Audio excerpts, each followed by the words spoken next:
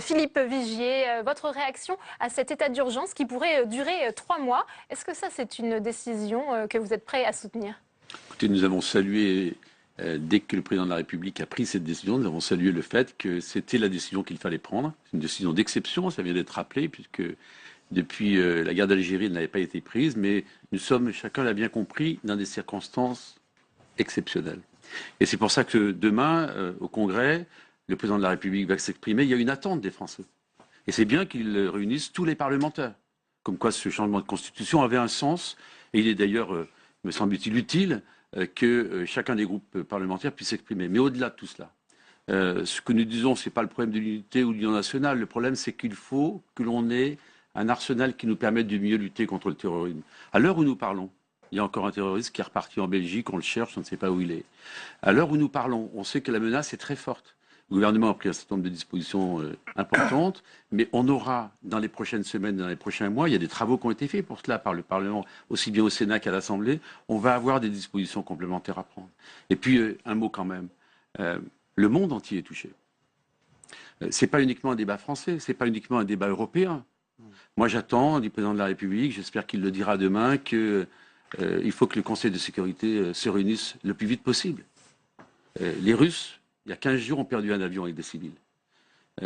On sait très bien que les Irakiens ont été frappés, que les Turcs ont été frappés, que cette crise, elle est mondiale. Cette guerre, elle est mondiale. Elle n'est pas nouvelle. Elle ne date pas de vendredi soir. On sait très bien que depuis le début de l'année, et ça remonte même à quelques autres années, Daesh, c'est simplement une guerre de civilisation. Ils veulent casser nos démocraties. Eh bien, nous ne laisserons pas casser ces démocraties. Ouais, Jacques Mézard, vous êtes prêt à reprendre cette expression de guerre de civilisation que vient d'employer Philippe Vigier? Guerre de civilisation, c'est surtout une modification de la société mondiale. Nous sommes dans une mondialisation avec des technologies qui ont évolué à une vitesse considérable. Et bien sûr, les démocraties, nos nations, doivent être capables de résister à ces évolutions avec des procédés modernes, avec aussi une entente. On a parlé de l'ONU. Il est évident qu'on ne répond pas au terrorisme international par des décisions strictement nationales.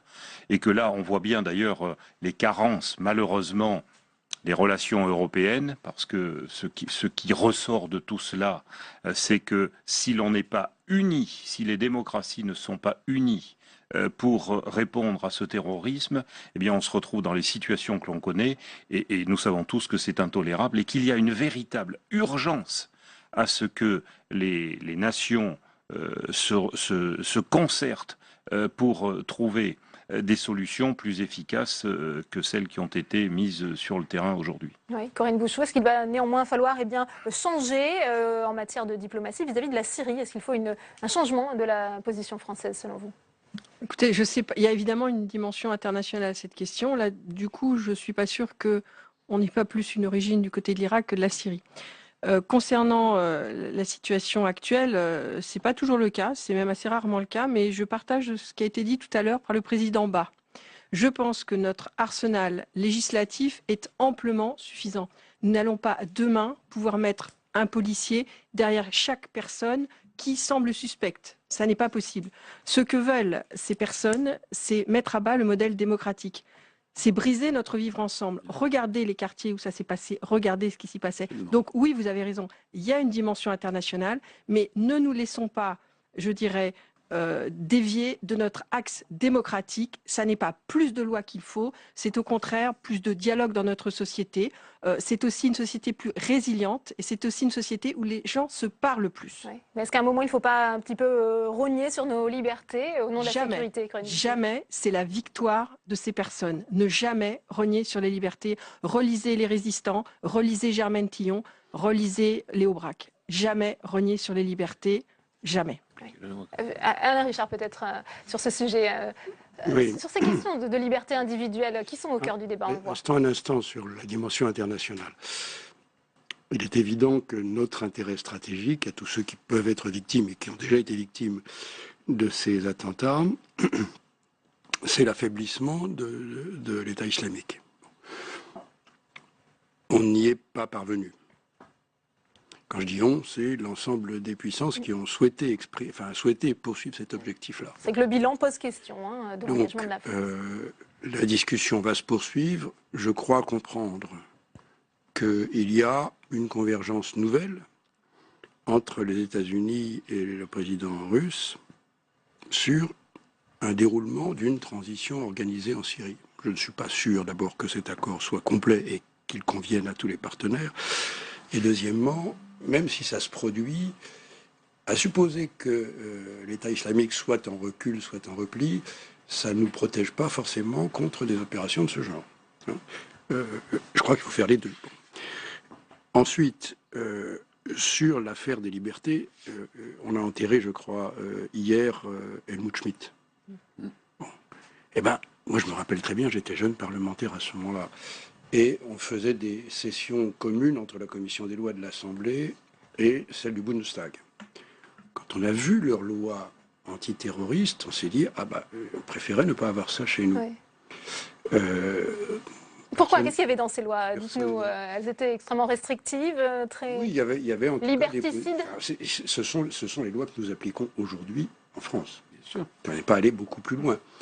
Mais ça veut dire que cet enjeu, est-ce qu'on ne peut rien faire d'autre pour consolider la capacité d'action des services de sécurité de plus que ce qui a déjà été fait? Moi, là-dessus, je préfère quand même rester un peu plus prudent. Et on a suffisamment de cadre légal sur l'application des différentes mesures, disons, de contrainte, pour savoir que même s'il y a des mesures nouvelles ou des mesures complémentaires qui sont instaurées, elles respecteront notre cadre Je voudrais avoir l'avis également de Jacques Mézard sur ce point. Est-ce qu'il faut avoir peut-être des mesures un peu liberticides, mais qui permettent réellement de garantir la sécurité des citoyens? Écoutez, serait-ce que l'état d'urgence, ce sont des moyens nouveaux donnés à l'exécutif, des moyens importants pour lutter contre une menace contre l'ordre public. Quand l'ordre public est menacé, il est normal que la République se défende. Donc là-dessus, je crois que tout le monde doit être responsable et aller dans ce sens-là. Mais pour revenir sur les questions de loi, les lois réactives, c'est pas la solution. Nous avons peut-être quelques éléments à modifier, mais globalement, nous avons un arsenal législatif qui nous permet de lutter. Le tout, c'est de l'appliquer. Moi, je rappelais récemment que déjà... C'est les moyens, ça, Jacques Mézard. C'est quelque chose que vous allez demander aussi. Et une volonté, soyons clairs. Ouais. Il n'y a pas de volonté politique, selon vous? Il y a une volonté politique, mais est-ce que la volonté politique générale, et puis c'est une responsabilité collective, je veux le procès de personne, mais déjà, ne serait-ce que la loi de 1905 prévoyait que sur certains, dans les édifices religieux, il était interdit de faire de la politique, il y a des sanctions qui sont prévues. Nous avons un arsenal législatif depuis longtemps. Il faut l'appliquer. Le problème que nous avons souvent, et quels que soient les gouvernements, c'est l'application de la loi et les moyens nécessaires pour l'appliquer. Parce qu'on peut faire une loi renseignement, si derrière il n'y a pas les moyens, les spécialistes pour appliquer les dispositions qui sont prévues par la loi, ça n'avance pas beaucoup. Vous partagez cette analyse, Philippe Vigier? Oui, je partage cette analyse. Il y a beaucoup de textes qui existent. Il y a eu la loi renseignement. Moi, je fais partie des parlementaires et très nombreux dans mon groupe à l'Assemblée qui ont voté ce texte parce qu'il était utile. On sait que sur le renseignement électronique, on peut aller plus loin. Il le faut. D'ailleurs, les policiers, les gendarmes font un travail absolument formidable à l'heure actuelle. Moi, je voudrais quand même dire 2-3 choses encore. Est-ce qu'on peut tolérer dans ce pays, j'ai bien entendu ce que vous disiez, chers collègues, qu'il fallait se parler, mais lorsque des imams radicaux appellent à détruire la nation et la République, est-ce qu'on peut laisser faire cela sur le territoire français? Je dis non. Le problème de la formation des imams est un vrai sujet depuis longtemps. Alain Richard le sait, il a eu des fonctions ministérielles. Et on a botté en touche, il faut le faire. Est-ce qu'on sait qu'il y a des mosquées dans lesquelles, malheureusement, ce ne sont que des propos intégristes de déstructuration? Est-ce qu'il ne faut pas, oui ou non, les fermer. Je m'interroge. Et si je dis tout cela, c'est pour préserver la liberté. Parce que moi, plus que tout, je suis attaché à cette liberté. Et la décision de François Hollande, qui est très courageuse d'avoir déclenché cet état d'urgence, c'est une privation quasiment totale de liberté. On voit bien d'ailleurs qu'on a 12 jours, puis après on repart pour 3 mois. Et au bout de 3 mois, que se passera-t-il? Il y a des signes très forts. Ceux qui, par exemple, vont faire le djihad et qui reviennent, on sait très bien qu'ils ne perdent la nationalité que s'ils sont condamnés. Est-ce qu'on ne doit pas évoluer là-dessus? C'est peut-être pas une nouvelle loi, c'est peut-être du réglementaire. D'ailleurs, il y a une question prioritaire de constitutionnalité sur cette question qui va être posée dans les tout prochains jours. Bref, les terroristes doivent comprendre qu'il faut aller taper aussi au porte-monnaie. On a des questions là-dessus qui se posent. On sait très bien qu'ils ont 30 milliards de dollars quelque part disséminés dans le monde et on voit à peu près où. On va peut-être faire Est-ce agir que quand oui même ou non, on va être capable de faire cela. Ce sont ces questions-là, les Français aussi attendent des réponses. Je vous assure, juste un mot pour conclure. Il y a beaucoup d'anxiété, y compris loin de Paris. Ces images, évidemment, on est encore dans l'émotion et dans le deuil. Et toutes ces photos qu'on va voir dans les prochains jours vont encore raviver ces plaies terribles. Mais il y a beaucoup d'anxiété, beaucoup d'angoisse.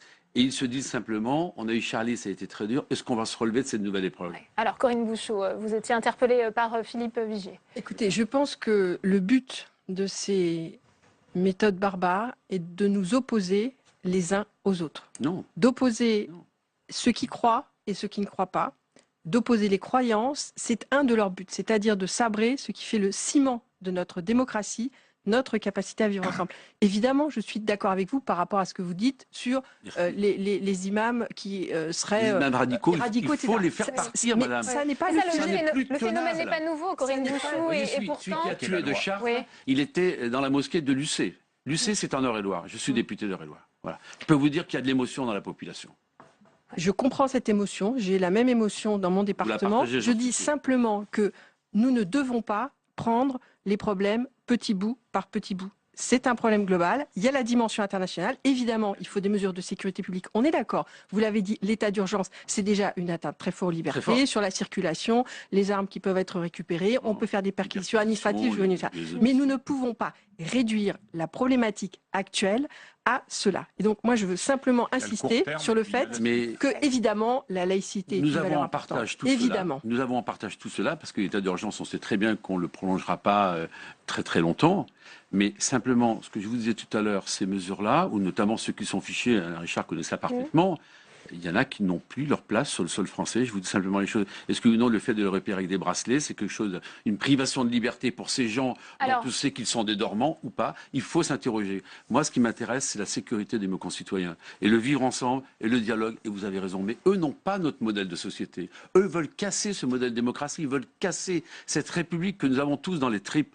Ouais, on va avancer ce débat et on va le poursuivre, mais je vous propose d'écouter aussi le ministre de l'Intérieur, Bernard Cazeneuve, qui demande aux États de l'Union de surveiller leurs frontières à l'intérieur de l'espace Schengen. La France a, au cours des derniers mois, demandé à plusieurs reprises que dans le cadre de l'application du code frontière Schengen, qui n'a pas besoin d'être modifié pour ce faire, des contrôles systématiques et coordonnés aux frontières intérieures de l'Union européenne puissent être organisées de manière à renforcer l'efficacité de la lutte contre le terrorisme et d'utiliser à plein les opportunités aux frontières intérieures de l'Union européenne comme aux frontières extérieures qu'offre le système d'information Schengen. Il est temps désormais de mettre en œuvre ce dispositif. La France a rétabli ses contrôles à l'occasion de la COP21 et les a renforcés dans le cadre de l'état d'urgence qui a vocation à être prolongé. Et nous souhaitons, parce que les terroristes traversent les frontières extérieures de l'Union européenne et les frontières intérieures, que les propositions faites par la France et les mesures prises par la France puissent être mises en œuvre par d'autres pays de l'Union européenne dans le cadre des propositions que nous avons adressées déjà au Conseil JAI pour pouvoir aller vite. Oui. Alain Richard, sur cette proposition de Bernard Cazeneuve, sur cette surveillance des frontières au sein de l'espace Schengen, on le voyait, le ministre de l'Intérieur avec son homologue belge. Qu'est-ce que ça vous inspire? Ça ne se passe pas à la frontière. C'est un droit qu'on reconnaît aux États d'observer les mouvements de déplacement. Peu importe où on identifie le mouvement.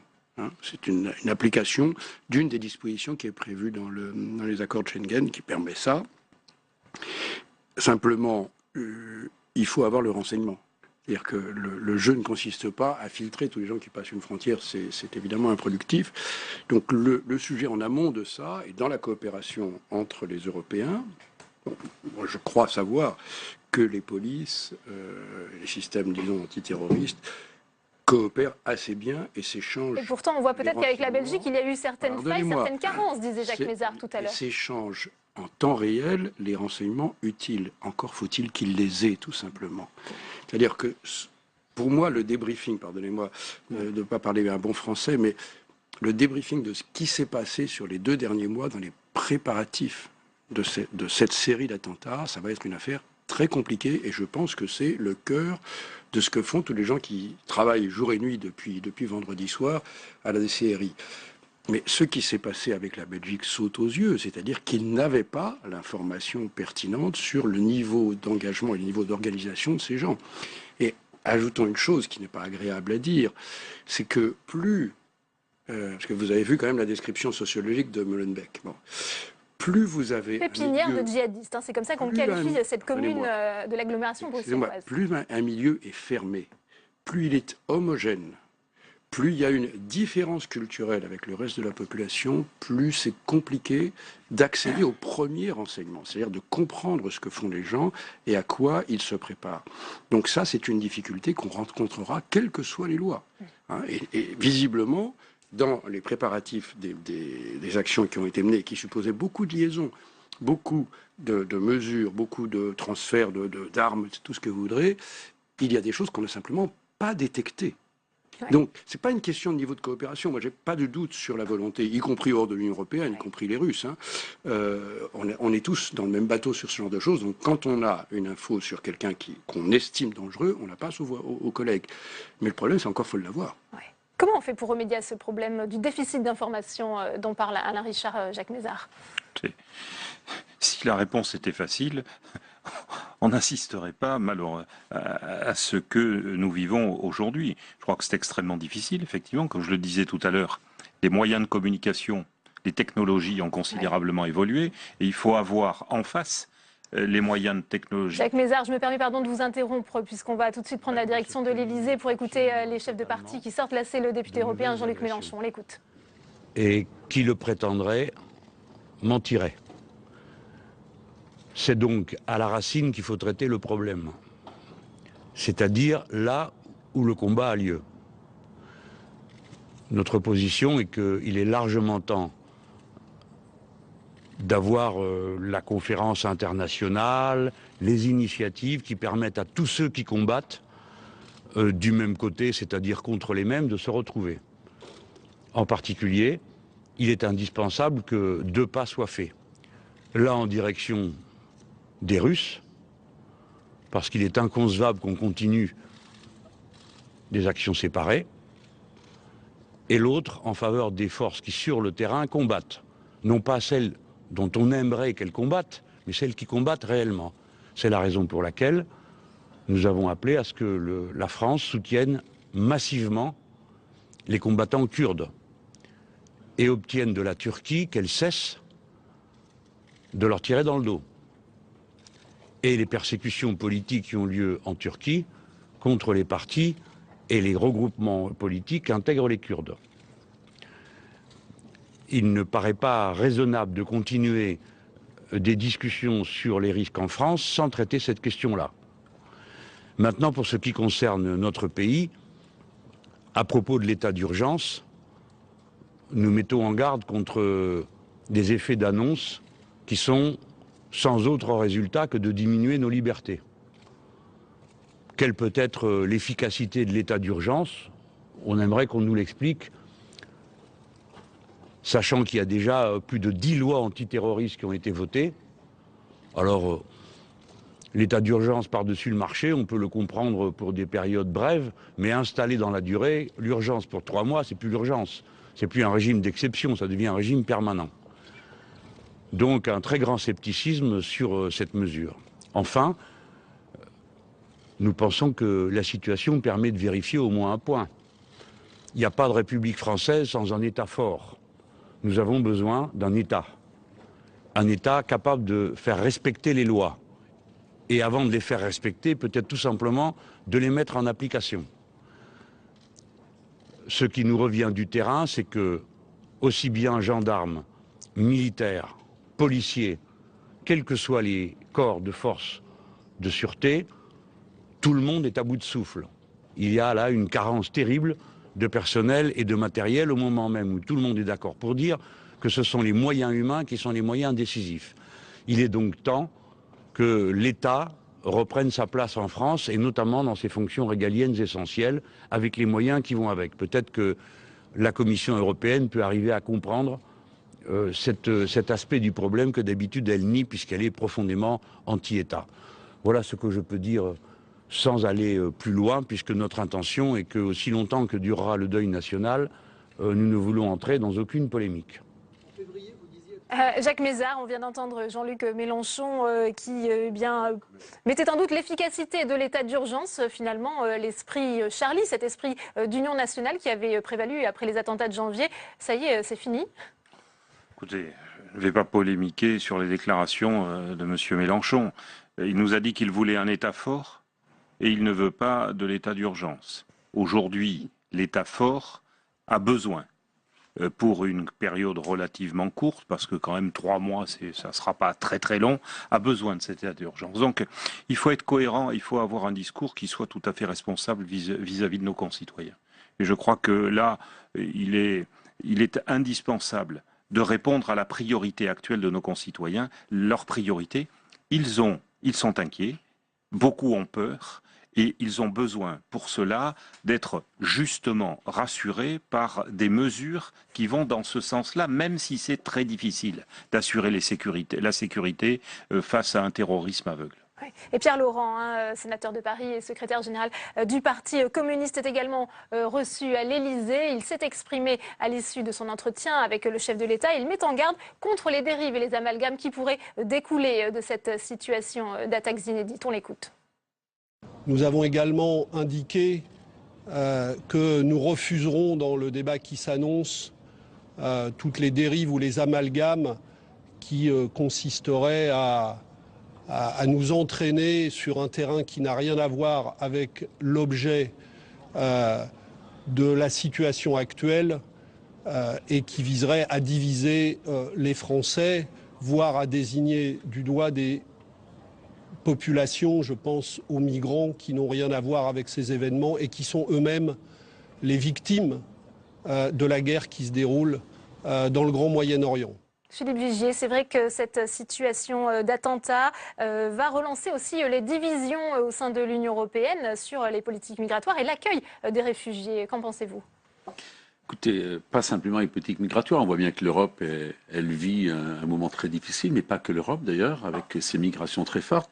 Nous avons dit à plusieurs reprises que naturellement le droit d'asile, c'était quelque chose qui pour la France était un des marqueurs de notre pays, notre démocratie, notamment aussi l'accueil des migrants de guerre, parce que cela c'est notre responsabilité que de les accueillir. En revanche, sur les migrants économiques, nous ne pouvions plus le faire.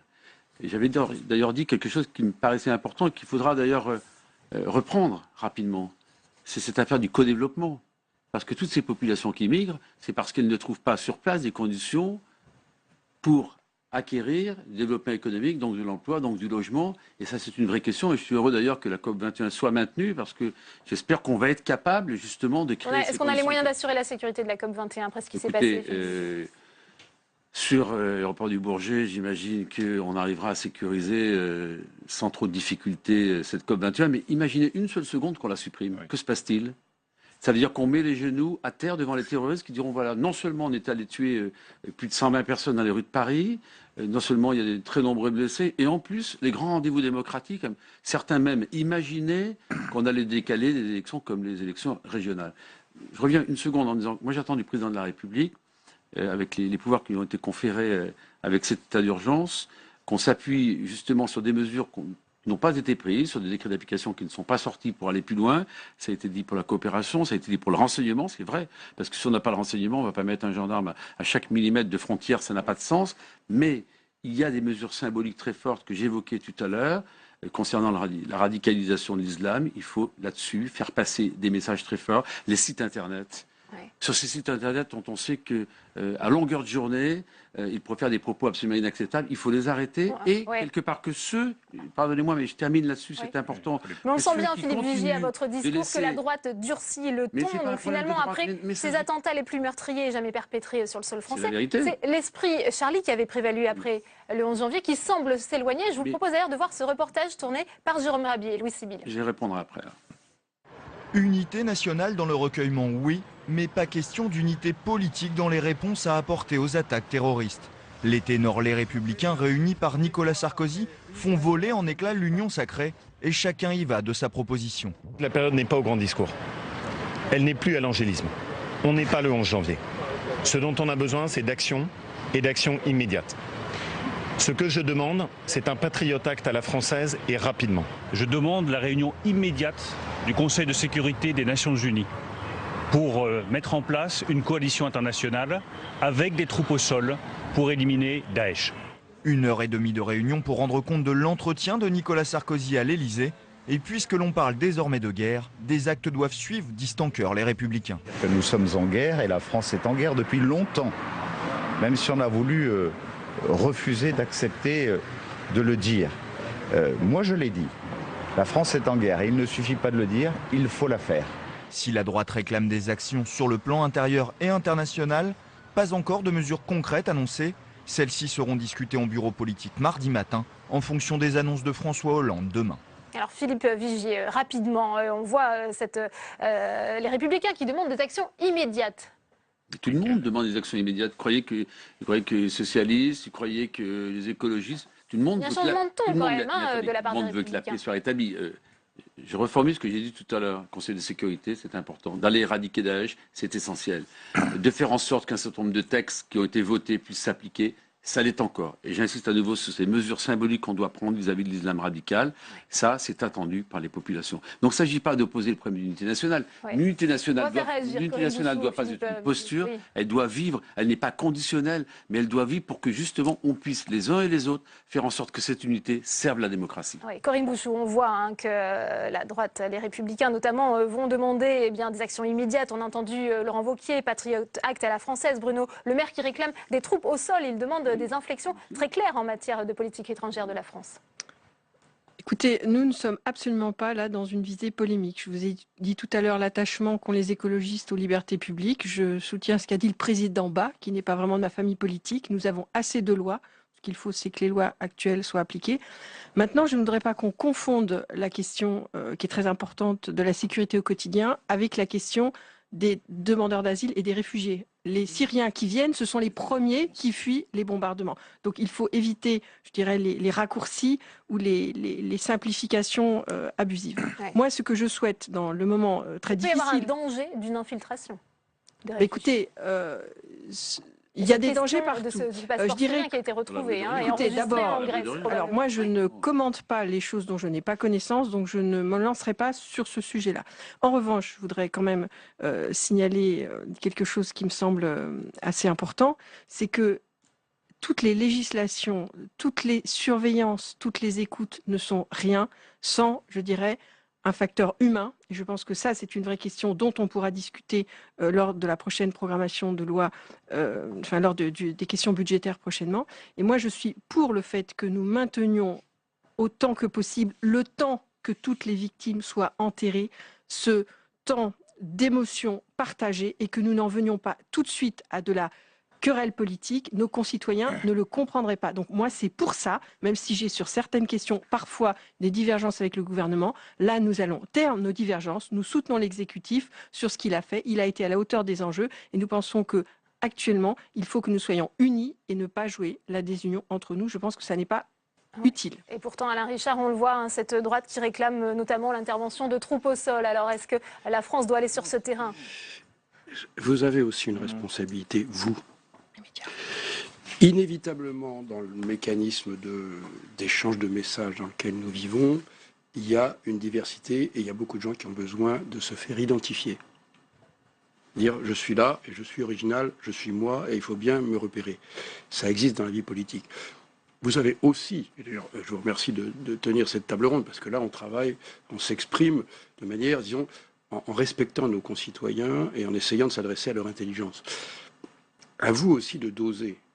Ceux qui sont... On est bien obligé de donner aussi la parole à tous les responsables excusez-moi, politiques. Vous faites toujours un tri. Toujours. À chaque instant. Et vous exercez un grand pouvoir politique. Il est utile de vous le rappeler de temps en temps. Parce que c'est vous qui distribuez la parole. Je pense que c'est aussi dans votre responsabilité d'essayer de resituer quelles déclarations sont susceptibles d'aboutir à des vraies décisions et à des vrais faits, et quelles déclarations sont un peu du vent. Alors, est-ce que vous voyez certaines déclarations qui sont du vent, pour reprendre les propos d'Alain Richard, dans ce qu'on a entendu, Jacques Mézard? Non, mais je crois que ce qui est essentiel aujourd'hui, on parle d'unité nationale, il faut que les partis disent la même chose, ça ce n'est pas possible, chacun a ses convictions, a ses différences, mais par contre, ce qui est fondamental, c'est l'unité de la République, des Françaises et des Français. Nous avons dans ce pays 5 millions de musulmans. Il faut arrêter le communautarisme. Il faut, pour respecter toutes les sensibilités, toutes les religions, toutes les expressions, revenir au fondement de la République, qui est une, indivisible et laïque.